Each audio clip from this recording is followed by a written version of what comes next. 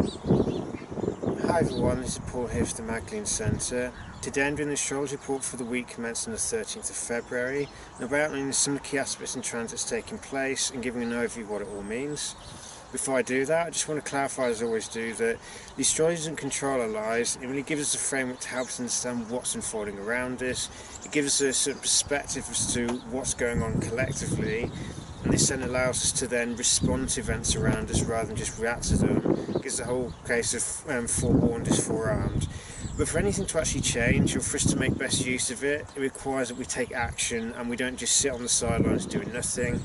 Otherwise, the opportunities for growth that the different astrological aspects available present to us go left behind, so we miss these key opportunities for growth. It doesn't mean that we can't grow in these areas anyway, but if we go with the flow of the astrology, it helps us to connect with the natural flow of things rather than trying to force things to happen out of natural timing. Now, in terms of the astrology this week, there is a lot of change going on. I'll start off with the moon's transits, but I may not be able to go into a lot of detail in some of the aspects just because of the sheer number of them taking place this week. But we'll begin with the moon. So the moon's in Taurus to begin with, so this is a time for that need to create physical security or to be more grounded in the body and more connected to the natural environment.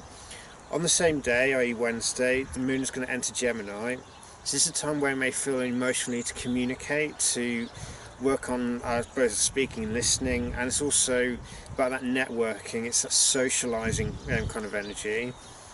On Friday, the moon will be in a home sign Cancer, so this will be a time where you may feel that desire to kind of slow down, maybe spend more time on the home front, or just be more cultivating our internal landscape and nourishing our souls through loving ourselves, having that intimacy with one another. On Sunday, the moon will enter Leo, so you may feel that desire to be creative, to shine our light, to embrace play for the sake of it, and to encourage other people to do the same. Before on Tuesday, the moon will enter Virgo, and on that same day we'll have a very powerful full moon in Virgo, with the sun having entered Pisces the following day. So this full moon is the last full moon of the current astrological year, and it's about that balancing of the intuitive sides and that universal consciousness and to some degree chaos represented by Pisces, which the sun is in. And with the moon in Virgo, it's reminding us to be balanced, to be grounded, and it reminds us to take care of our physical and mental health in the process, and we don't just drift off into illusion. And it's having that discerning mindset in order to distinguish truth from illusion and to make sure that we balance each part of the psyche so that we achieve that holistic sense of health. Now, in terms of the rest of the aspects this week, it starts off with Mars in the driving seat. So on the 13th, Mars is going to conjunct Uranus in Aries, which is Mars' home sign.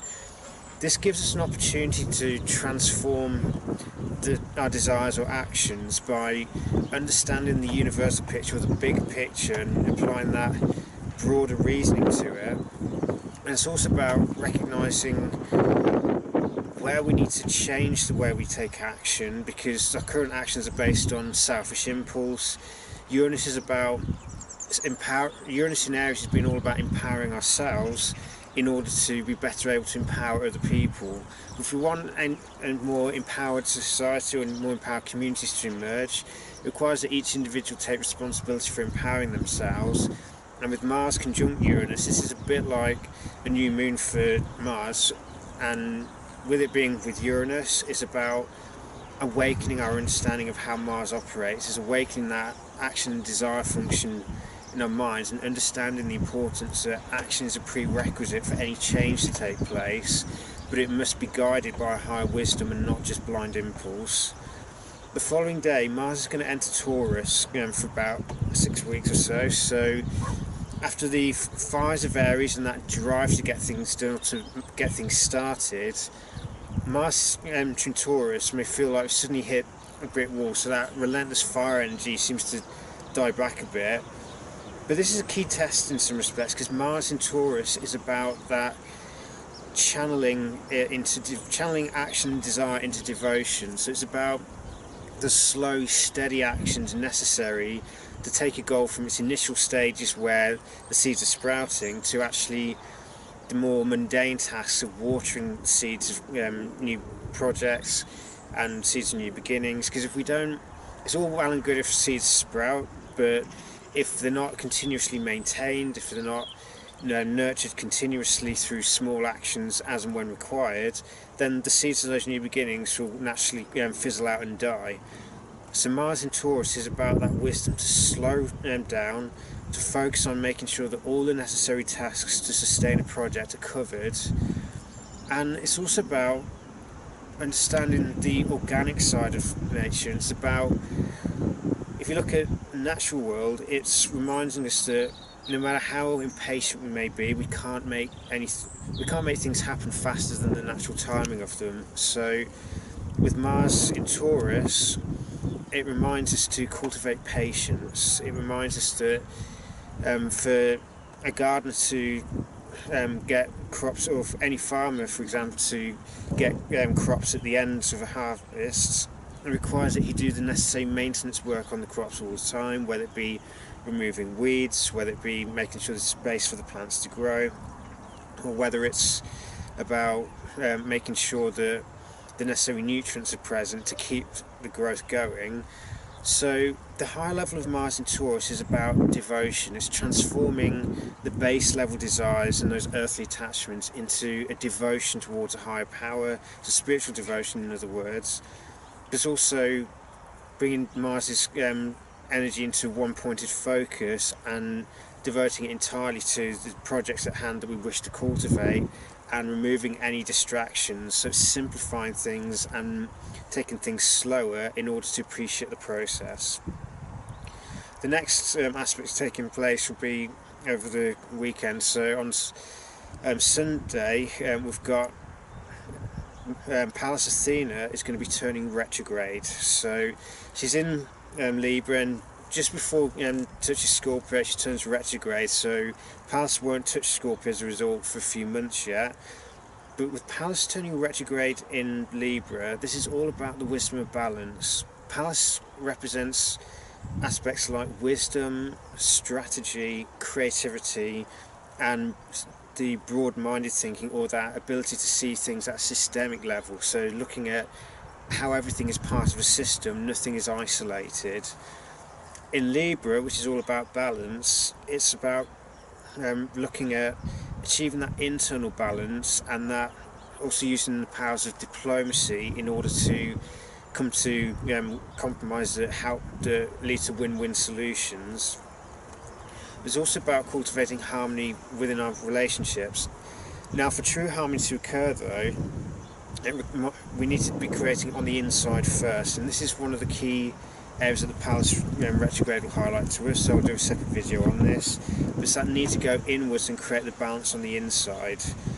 On the same day, we'll have a sextile between Venus in Capricorn and Neptune in Pisces, so this gives us an opportunity to transform the way we love people from the distinctly personal human love, which is usually conditional and based on the ego, to that spiritual love. It's that stripping away the conditions that we impose on love, and recognising that for it to be genuine love, we have to let go of the need to control. We have to let go of conditions being imposed on it, because it's possible to love someone and still set boundaries. So it's not about accepting or allowing people to engage in destructive behaviours that undermine or damage our own, or have a knock-on effect on our own lives. But it is about having that unconditional love, which sometimes means we have to set those boundaries, to use that tough love, if you like, because Venus is in Capricorn after all. So it's about recognising where the love we have for people is conditional, and instead learn to let go of these conditions and allow love to be a key element of who we are. So we express that love continuously, but we must begin with ourselves first. So if we have a poor relationship with ourselves, we struggle with loving ourselves, and that's the area that we need to begin with before we even think about trying to create it in our interpersonal relationships with other people. Now, one of the key dates is going to be on Monday. So this is when we had the Sun is entering Pisces. So this is the final chapter of the current astrological year. So after all the work we've been doing, or all the things we've learned in the last 11 months, the Sun in Pisces is about letting go of everything that no longer belongs in our lives and creating that space for new beginnings, ready for when the Sun enters Aries in March, prompting us to start a new cycle of growth. But this is a time for clearing out the old, for making space so that new projects that we decide to build over the next astrological year have that space and that chance to grow. If we're still holding on to old attachments, then even if we got noble goals in mind, these attachments block the ability for these new goals to manifest. So Pisces is about that let go and let God. It's about surrendering the need to control and surrendering the attachments to having things where they've been, or attachments to certain ways of doing things, and instead surrendering to a higher power, whether you call it God, whether you call it the universal consciousness, or just a higher power, whatever term you feel most comfortable with. But it's about surrendering to that power and letting go of the attachments and letting go of any habits which will not serve us in the next cycle of growth. And on that same day, Chiron is moving out of Pisces completely and will be in Aries up until 2026. So there will be another video on this, but Chiron, we come to the end of Chiron in Pisces then, which has been all about the wound of disconnection, where we believe we've been conditioned to believe that we're separate from God, that we're disconnected from everything, that we have to use substitute methods to obtain unconditional love, whether it be addictions, escapism, codependency. So with the Sun moving into, or Chiron, moving out of Pisces into Aries, this is now the wound to the ego, the wound to the self, and it's recognizing where do we struggle to take action, or where do we struggle to have a clear sense of self-identity, because for whatever reason our internal scripting is all negative or all disempowering. So Chiron's transit through Aries is about healing the ego, not so the ego has dominion, but so the ego becomes a strong vessel in order to manifest the will of the spirit. So if the ego isn't strong, if it's wounded, then we struggle to assert ourselves, we struggle to take the action necessary, and we therefore don't have a clear sense of self. We don't achieve the goals we want to achieve because we may have a fear of success, we may fear that we're not worthy of it. So this is a key element that we'll need to explore over the next 7 years, that Chiron will be pushing. But it's up to each and every one of us to learn this lesson and to transform the relationship we have with ourselves and transform our self-understanding through letting go of the disempowering conditioning we've been raised with. And as I mentioned, the following day we've got, in fact on the same day, so we've got Saturn and Venus will be conjunct one another in Capricorn. So this element in some respects is about testing or seeing, are we able to create long-lasting relationships? Are we able to create a solid foundation for relationships to flourish, to nourish the goals and nurture the goals of both parties in the relationship? And it's also understanding that to love someone unconditionally and to push through the hard periods requires a degree of discipline. So this may be an opportunity to transform our values, or to incorporate self-discipline as one of our key values, where we value the importance of discipline, of taking responsibility for our lives. And it's also about that mature love which sets boundaries where needed to make sure that there's no violating one another, there's no conditional treatment of one another, or one person is refusing responsibility. It's understanding that we're responsible, each and every one of us is responsible for our half of a given relationship, whether that relationship's romantic, whether it's platonic, whether it's friendships, whether it's business. We have to take responsibility for our half of any given relationship, and we're responsible for how much love we give to one another. Because if we don't love ourselves, and it's difficult to give any love to anybody else in that respect. And as I said, on Tuesday we'll have that powerful full moon in Virgo, which will have a strong aspect to Uranus and Mars at the Taurus and the Aries Taurus boundary, and also to Pallas Athena. But again, there'll be another video on this.